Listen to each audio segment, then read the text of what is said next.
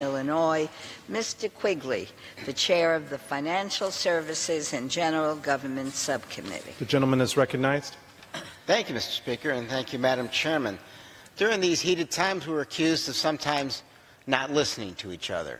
Well, we listened to it. Y'all wanted the conference bills, and you have them.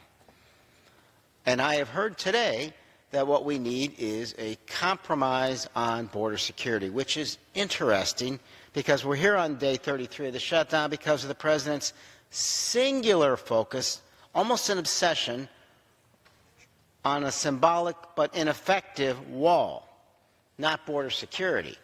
He is holding the government, its workers, and the services they provide hostage because he's convinced himself and surely his base that the wall will protect us from violent crime and end the flow of illegal. If the President actually believes that border security is the end goal of the wall, then fine, let's reopen the government and have that debate.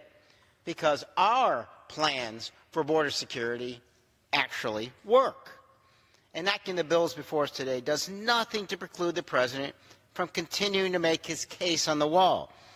He and the Republicans have simply concluded that by continuing to impose suffering on federal workers and the public that relies on them, it strengthens their hand in negotiations. Only one element of that, an ineffective element, the wall.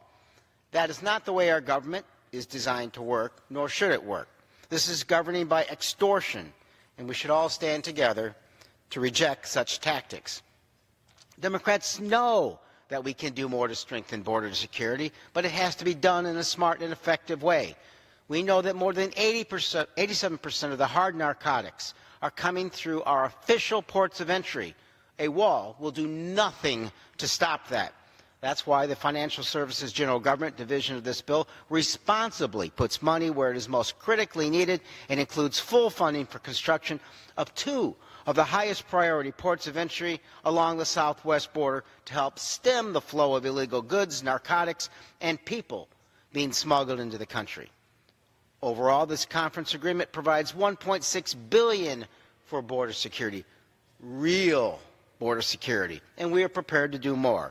During my visit to the southern border in October, I was briefed on security needs, and I heard a lot about new cameras, sensors, radars mounted on towers, vehicles to spot moving people and objects, and for drones to surveil tough terrain, roads that are parallel to the border, all things that actually work. And at the ports of entry, they need new technology to eventually scan all commercial and passenger vehicles for illegal drugs and contraband. We can provide these resources. This bill shows that we're willing and able to put down a payment on these bipartisan solutions. So again, if it's about border security, and that's why we're here, then fine. Let's pass the bill, reopen the government, and have that debate. Thank you, and I yield.